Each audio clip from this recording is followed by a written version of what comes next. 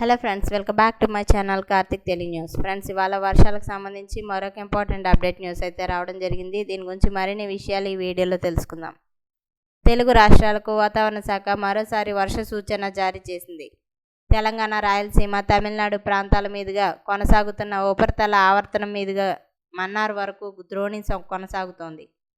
ఇక దీని ప్రభావంతో తెలుగు రాష్ట్రాల్లో వానలు పడనున్నాయి. ఏప్రిల్ 8వ తేదీన శ్రీకాకుళం, విజయనగరం, పార్వతీపురం, మన్యం, అల్లూరి సీతారామరాజు, విశాఖపట్నం, అనకాపల్లి, పోలవరం, కాకినాడ, కోనసీమ, తూర్పుగోదావరి, ఎన్టీఆర్, కృష్ణా, ఏలూరు, పశ్చిమ గోదావరి, గుంటూరు జిల్లాల్లో వర్షాలు కురుస్తాయని వాతావరణ శాఖ అంచనా వేసింది.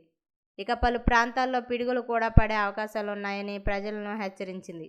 బాపట్ల, తిరుపతి, చిత్తూరు, మార్కాపురం, ప్రకాశం, పల్నాడు జిల్లాల్లో పిడుగులు పడతాయని ప్రజలు అప్రమత్తంగా ఉండాలని హెచ్చరించింది. అటు ఏపీలో గడిచిన 24 గంటల్లో పలు ప్రాంతాల్లో వర్షాలు కురిశాయి. ఇక అలాగే శ్రీకాకుళం జిల్లా కోర్లాంలో 59.5 మిల్లీమీటర్ల వర్షపాతం నమోదయ్యింది. అనకాపల్లి జిల్లా బుచ్చేపేటలో 55.2 మిల్లీమీటర్లు, రాజంలో 47 మిల్లీమీటర్లు, కోటపాడులో 21.2 మిల్లీమీటర్ల వర్షపాతం నమోదైంది. ఈ మేరకు ఏపీ విపత్తుల నిర్వహణ సంస్థ స్పష్టం చేసింది. అలాగే నిన్న కోస్తా, రాయలసీమ ప్రాంతాల్లో వర్షాలు పడగా శ్రీకాకుళం, అనకాపల్లి జిల్లాల్లో భారీ వర్షాలు కురిశాయి.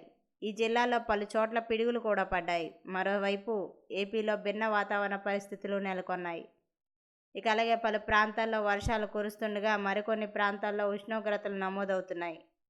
పలు ప్రాంతాల్లో 40 డిగ్రీలకు పైగా ఉష్ణోగ్రతలు నమోదవుతున్నాయి. అత్యధికంగా మార్కాపురం జిల్లా బోట్లగూడూరులో 43.4 డిగ్రీలు, ప్రకాశం జిల్లా కొప్పెరపాడులో 43.2, తిరుపతి జిల్లా వెంకటగిరిలో 43.1 డిగ్రీల సెల్సియస్ ఉష్ణోగ్రత నమోదైంది.